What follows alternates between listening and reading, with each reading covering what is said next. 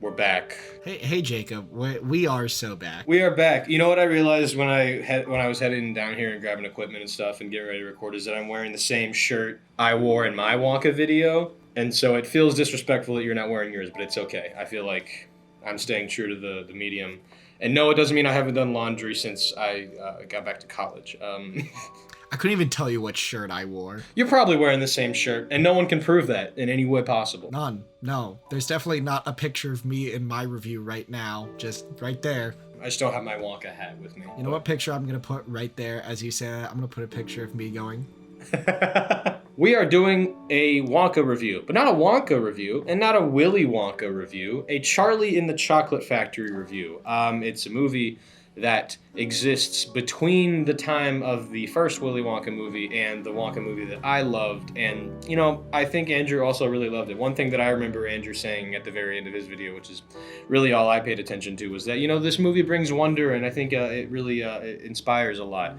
That was kind of the gist of your video, right? You were talking about how much you love. Yeah, that was it. That was it. I'll admit, breaking the fourth wall here. I did like your reimagination of the movie. And I will admit right now that I only watched the first minute of Jacob's video, and then I turned it off.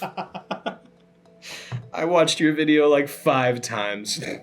I was like, he's gonna make a mistake here somewhere. Oh man, so this movie, I had more fun watching this than I thought I was going to. We did laugh while we were watching it, and I think that means it was sort of enjoyable. Did we laugh because we enjoyed the movie, or because we were being absolute buffoons at the movie? I do think there were some instances where we were like, oh, this movie's ridiculous, and we're laughing. But I do also think there were some funny bits. But we're not here to talk about what we liked about it, because Andrew and I have found common ground. We disagree on how we feel about Wonka 2023, but we seem to pretty much agree on how we thought we felt, and I think how we still feel about the Tim Burton, Johnny Depp, Charlie and the Chocolate Factory.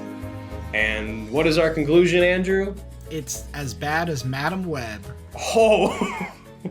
I would like to start by talking about the first thing that I spoke about in my video, which is the guy that plays Willy Wonka. That's kind of the subject of all of these movies, of like, how did these 3 Wonkas do?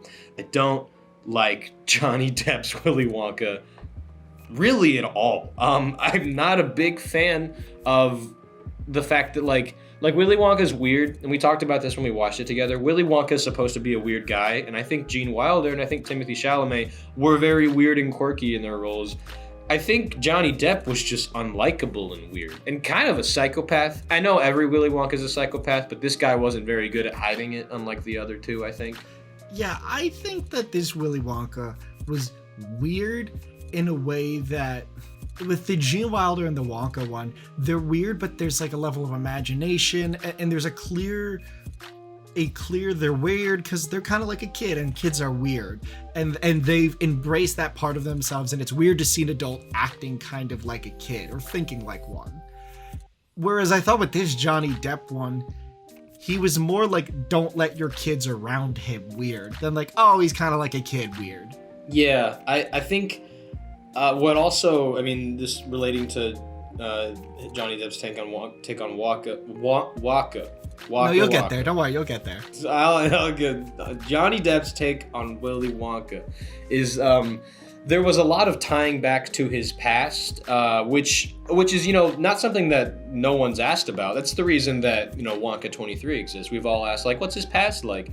But it goes so far back to like before he was Willy Wonka, when he was just like a kid who had braces and had a father who was a dentist. And it honestly, like, I understand why they were going for like the, hey, this is why Wonka is so weird and everything, because he had sort of a not fun childhood, didn't have a good relationship with his father.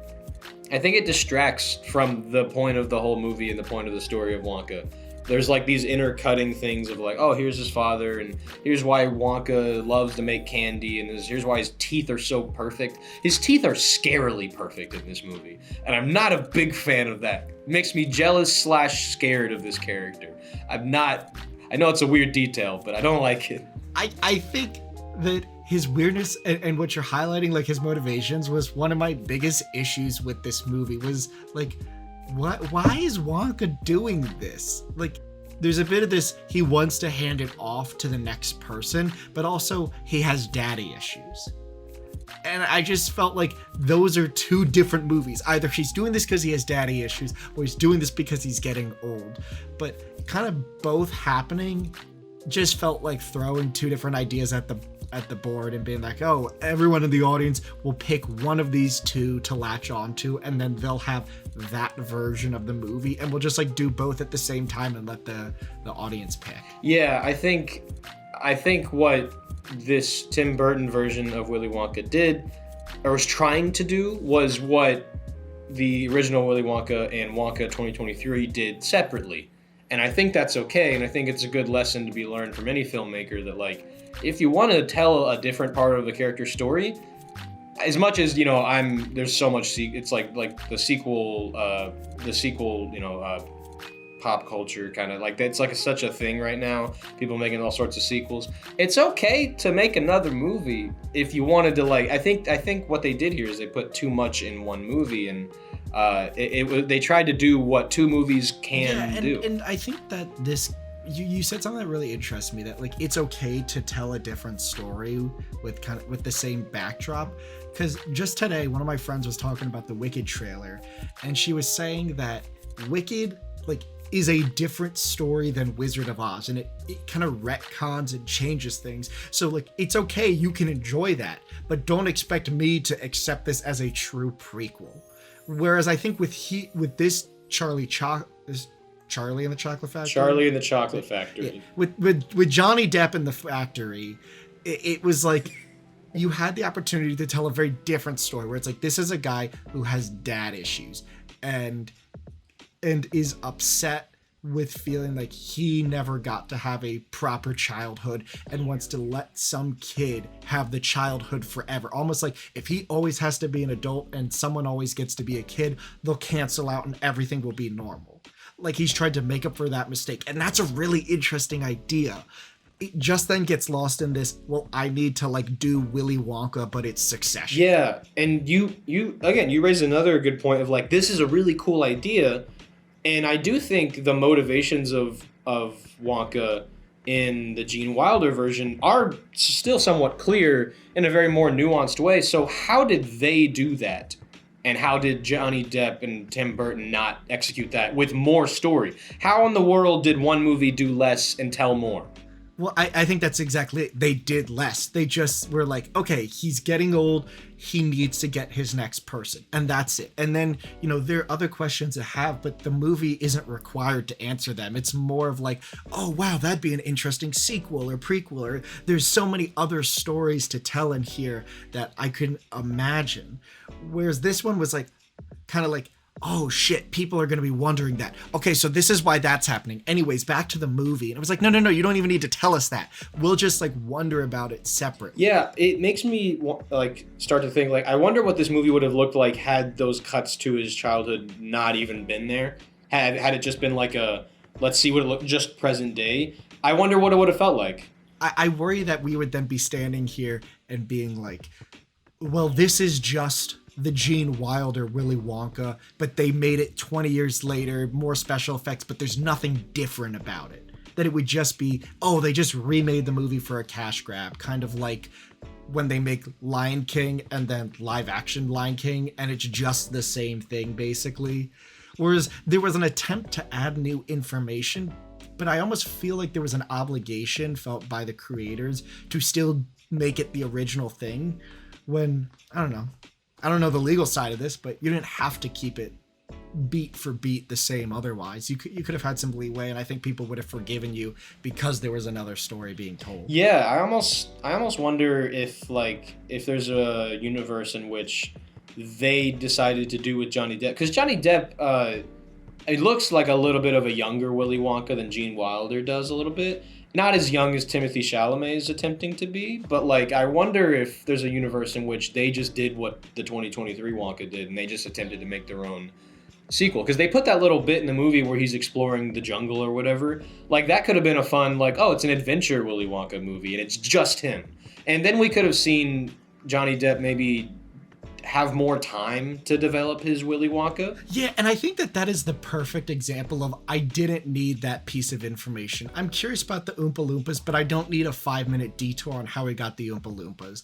I think you can just kind of hand wave and say they want to be here. They love making chocolate, and I'm just, commercializing that, but they're getting a great life here. And everyone will still be like, this seems like indentured servitude. But you can like say it in a sentence and move on to explore more of Willy Wonka, then be like, here's 5 minutes of the Oompa Loompa stuff. Let's talk about the Oompa Loompa. And you notice I say Oompa Loompa. There's one in this whole movie, and there's many of him. Which is like totally cool. I'm not like critiquing that. I like the whole idea of like, oh, they all look the same. But that's not an Oompa Loompa. I know like sometimes you like to change what a character looks like, and that's totally cool. That's just a smaller man. Like that's not an Oompa Loompa. They even like took with Wonka 23. They took Hugh Grant and they were like, we're gonna make you small and we're gonna put the green hair and the orange skin on you and we're gonna make you look like an Oompa Loompa. This was just a small bunch of guys, and it didn't feel. And also like no Oompa Loompa song. Why are you against that? I think if you got the rights to make the Willy Wonka movie, I don't know if you didn't get the rights to use that song. Just use the song. We love that song. Like, it's a good song. And every time they would do a new song, it didn't feel like Willy Wonka. Honestly, it felt like I was just watching someone else's movie. Like, it didn't feel like it was at all attached. Also, to be a asshole for a second, I just didn't necessarily find any of the songs particularly catchy. Like, if I said to you right now, do the Mike TV song, do the Violet Beauregard song, I don't think you could do that. Whereas I could say do the Willy Wonka one, and you could do it. And maybe some of that is just repetition, it being ingrained in your head because it's the same beat every time. But the music wasn't interesting to me. And then I don't know, like you said, it was just a guy. It was a guy. It didn't feel like it was some mystical creature, I guess. The way that Oompa Loompas are. It felt like it was just like a guy who is multiple of a guy. And I thought he did a great job. I don't remember his name. I knew his name at one point when I was researching for this video, and then I forgot it. But he did a great job. Here's a picture of him. Here's his name. Andrew's gonna put that right there. This guy did research for the video. I think he did a great job for what he was given, but it just didn't feel like much, and it felt like, I don't know, and this is another case in which, multiple movies have done this with franchises, whether it's a video game movie or someone trying to remake something. It felt like Tim Burton was above making a Willy Wonka movie. It felt like Tim Burton, we all know Tim Burton's got like a style, and it felt like he took a piece of property that was like, this is distinctly Willy Wonka. We know what this looks like from 1973. And then he went, I'm not going to do much of this. I'm going to make sure I have a Willy Wonka in there and all the kids, but I'm going to make sure it's my own thing. It wasn't like black and white and fully like Nightmare Before Christmas, so he didn't like do that, but it felt like another one of those instances where the filmmaker felt kind of ashamed to be doing the movie he was doing. Yeah, it didn't feel like a Tim Burton movie. It felt like someone making a Tim Burton movie, where you could see elements like the sideways house where you're like, that's funny, that's Tim Burton, but then you would go these stretches where it didn't feel distinctly like his style. Yeah, it felt like the style of Tim Burton and the style of Willy Wonka was lost in this amalgamation of whatever this movie ended up being. Let's talk about the kids. I really don't have much to say actually against the child actors that play these characters. I think they actually translated over. I do. One of them drops the R word in there. Except for that one. That one was wild. Yeah, that one did surprise the heck out of us. We were like not really paying attention, and then Andrew heard it, and he was like, "Whoa, hold on." Yeah, I get different times, but I was like, man, we didn't ADR that out in the remake or in the re-release. We didn't just like try to use AI to come in there, just tweak it, because would it be hard to fix and no one would notice? I don't think anyone was really clamoring for that line the way that people clamor for Taylor Swift's better than revenge mattress line. Yeah, I don't think there was a family watching this together on the streaming service that we watched it on and going like, "Oh, I can't wait for the R slur line." And then if they didn't say it, they would raise hell and they would call everyone. And they were definitely saying R slur too, because they were afraid to actually say the word, but they were like, "We want another white person to say it." No, okay. So other than that little not great moment, I think all the kids did a great job at embodying what's not likable, and in Charlie's case, what is likable about all of the characters. I think Mike TV was incessantly annoying, and also said the R slur, so horrible person. I think Augustus Gloop was...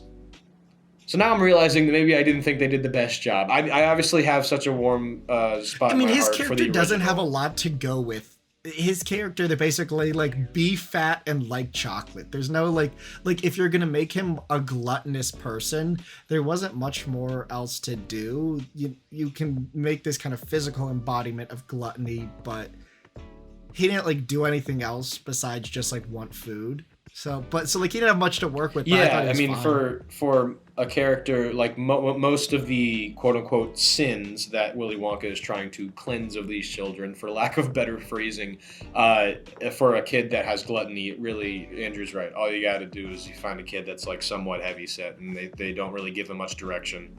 I thought the shining kid of the 5 was Veruca Salt. I thought that she was like, for like being like this like rich person who I want is her personality. I thought she did I was like, it's kind of funny. Like I enjoyed her character, and like she'd give like that like face where she'd be like, how dare you betray me? You know, the way that like a sassy dog looks at you and it's like, how dare you not do exactly what I want you to do right now? She had that face, and I was like, that's good. You did exactly what you should be doing there. Yeah, I think my favorite, of the kids, because like, you know, like we said, Augustus Gloop, not much depth there. It's a bigger kid that likes chocolate. Mike TV is like a little bit of an annoying character, and while that's, you know, something that an actor has to have skill to play, that's just an annoying character. Charlie's a good kid, nice kid. I love that, you know, Charlie is this like little light in the pit of darkness that is these children. But my two favorite characters across just the entire mythos of Willy Wonka is Veruca Salt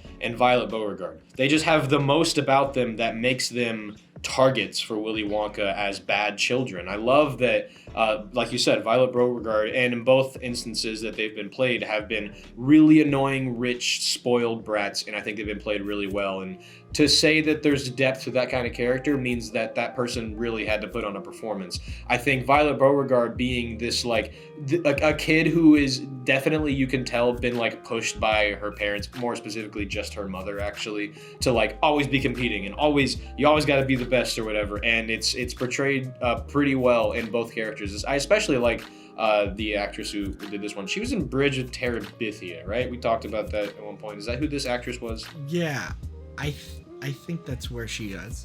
Yeah, and I like her a lot in other stuff, and I think this was a really good role for her as a kid. I think she did a really great job being this annoying brat in a different way, where like you're not annoyed until like she's at odds with you. And then I want to talk about the fact that like these two girls as characters, like as soon as they meet each other, at odds. And there's not much left that they don't really focus on it too much, but that little moment of where they decide immediately like, we're not gonna like each other, it's another perfect personification of the sin that Willy Wonka is noticing in these kids and not noticing in Charlie. And I think it's really nice to see that kind of depth in those characters. Yeah, and Jacob likes kids. You know, I'm just gonna hope that Andrew edits around his horrible joke. He's not going to. He's gonna keep it. So I do want to talk about the kids more, and like this plot point about bringing kids to the factory, because I guess my bigger thing here, and this goes across both movies, is like what is Wonka's plan in this movie? Like he's doing Wonka meets Succession, and he's not doing a very good job at it. Because like, all right, so here's his thing. He's like, I'm old, right? I'm old. I need a kid to take up my mantle. I need a Robin to become the Batman, right? So why just 5 kids? What's the point of like the random selection process? Wouldn't you like, because it immediately backfires on him. If he's just trying to get, I want to find people who like chocolate. That doesn't work. That just immediately doesn't work.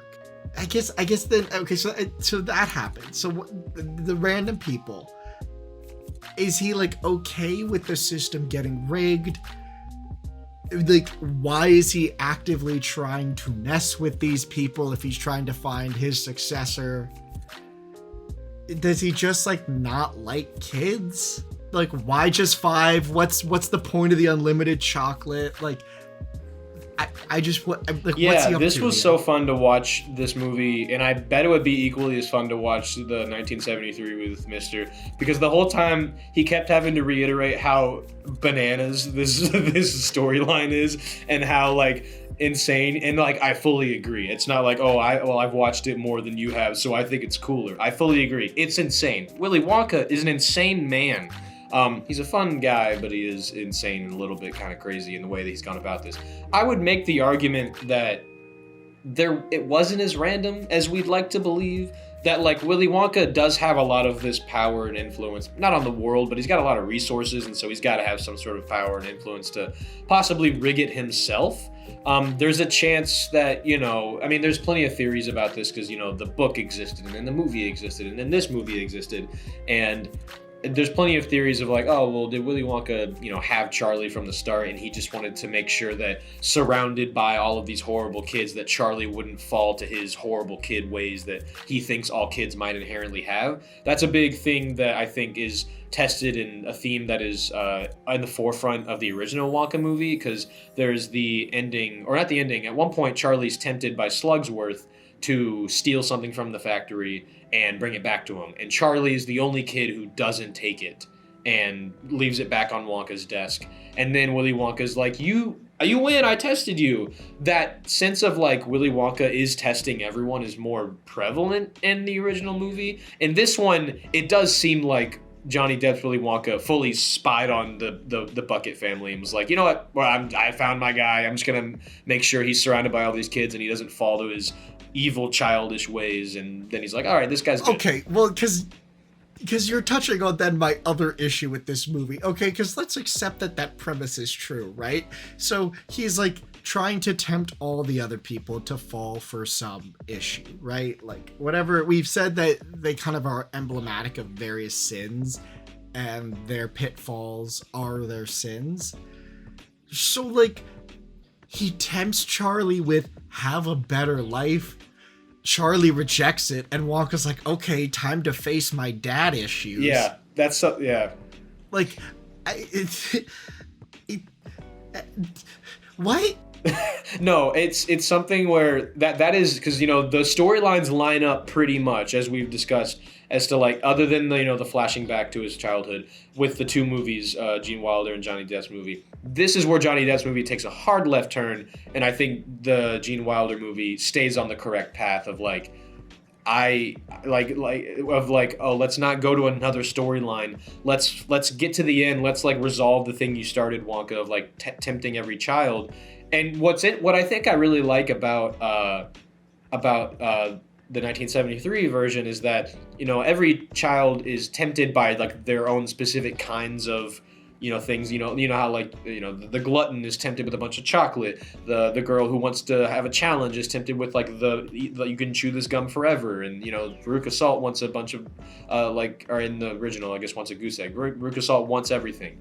What is also interesting about that movie though is that all of the children on another level are still tempted by the same thing. Bring back the everlasting gobstopper. Bring it to Slugsworth. Get a bunch of money. And so I like that level work that the 1973 version brings, ending with, oh, Charlie's the one kid who like didn't fail this test. This movie doesn't do that. This movie gives 4 kids a test and then basically just tries to make Charlie's life better. And when they don't have anywhere to go after Charlie chooses his family, they're like, I guess Willy Wonka talks to his dad now?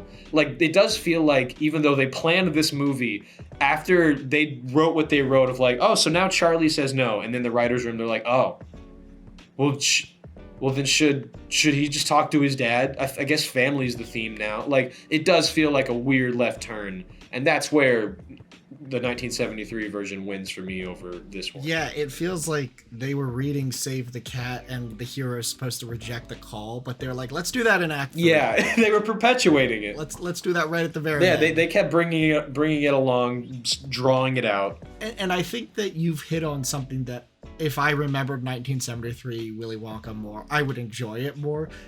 That there is like a specific reason for these kids coming, or at least why Charlie wins, that he passes some kind of test.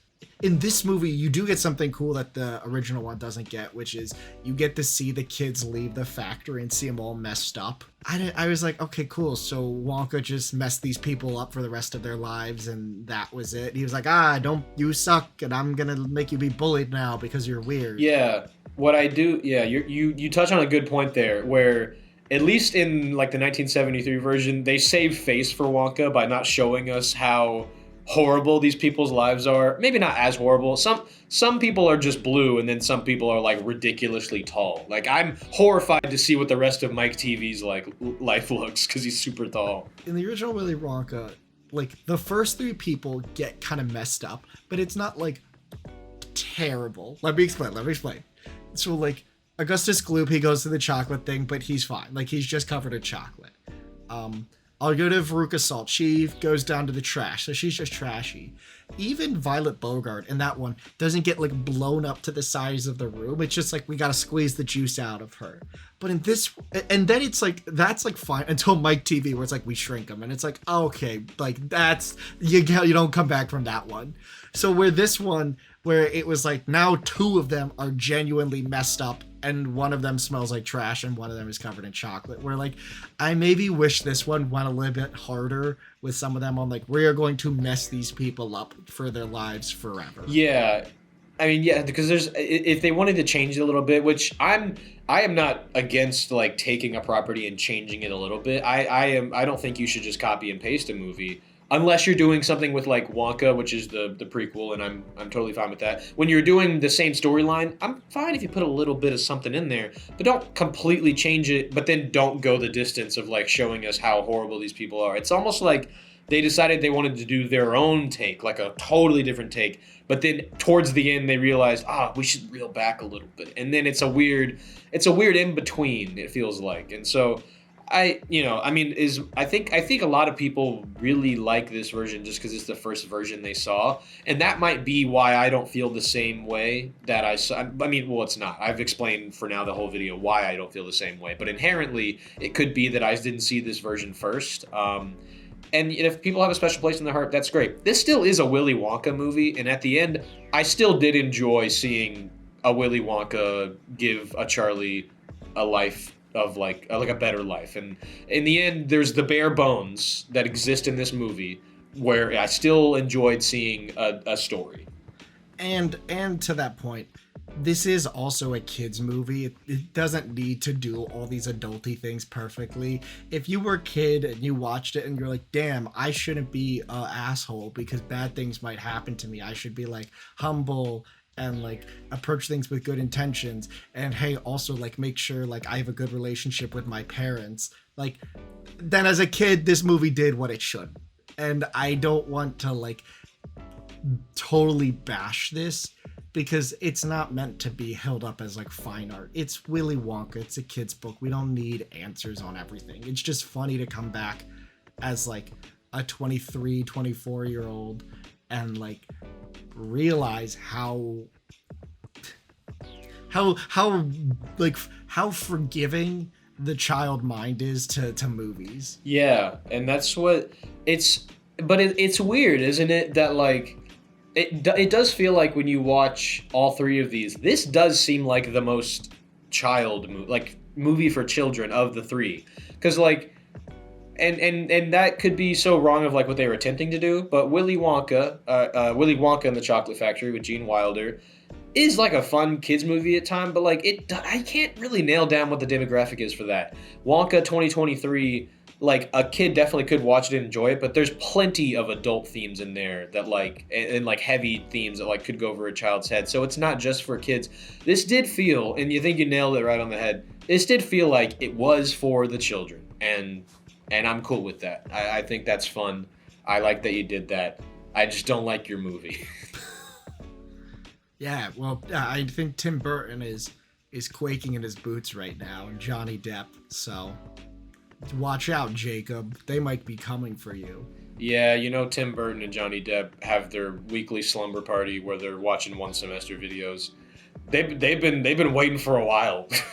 They've been sitting there. They've been like, "Where are these guys? I'm ready for them to make a video." And then this is the next one that comes out, and they're crying in their boots, and they're gonna come Like, after us. Oh shit! They just did sketch comedy, and now they're coming at us. Yeah, man, we must have done something way back when where it tickled their little bones. Oh, we really pissed them Dang, off. not one semester. I think that's all I got. There's obviously, I mean, we watched the whole movie and we talked about it pretty much the whole time. I could talk so much more about this movie. I could talk so much more about every movie I talk about. But I think we're towards the end. Do you have any final remarks, final notes about this, mister? I guess my final remarks are: it's a fine movie. If this is your favorite, I'd love to know why. Just because I don't know, and I genuinely want to learn. Yeah, sound off in the comments. I'd love to hear why. I don't want to hear why you like it. I want to hear why and if this is your favorite of the three, especially since you have two others to pick from, and they're very much better than this one. I'd love to hear about that. Yeah, I think my final remarks are just that, I mean, I agree. This is definitely, if you could attribute, like, the aspects of Willy Wonka to each of the movies, this is definitely the weird one. I think it's tough for me to split it between the original and the most recent one because they're very similar in what they are portraying. Because Timothy Chalamet is obviously the predecessor of what Gene Wilder is gonna turn into. I think the Gene Wilder one has a lot of wonder to it because he just brings that to the performance, and I think the whole concept of family that this one was trying to tackle is a little more present in the Wonka one. That's how I feel about these movies. Still love the fact that all three can exist because I love this character and I love these stories. Who knows, maybe we won't make a video, but maybe I'll just make Mr. rewatch the 1973 one so he can see why I love it so much. I think he's going to enjoy it a lot. I think he'll have such a good time seeing how much better it is. You may not love it as much as I do, but you'll definitely agree that the one we just watched is not better than the one I'm going to make you watch. Yeah, I think I'd agree. Cool. Wait, Jacob, do you? Oh, it's been so long. Oh, it's in the background. Oh my God, it found us. It's back. I can't wait. Please stay tuned. We're going to try to be releasing more stuff. This is something that we've been trying to plan for a while. So thank you so much. Thank you so much for being here to watch this video. We'll be trying to releasing more stuff. Thank you so much. We're One Semester Productions. We hope you enjoyed this movie review. Bye!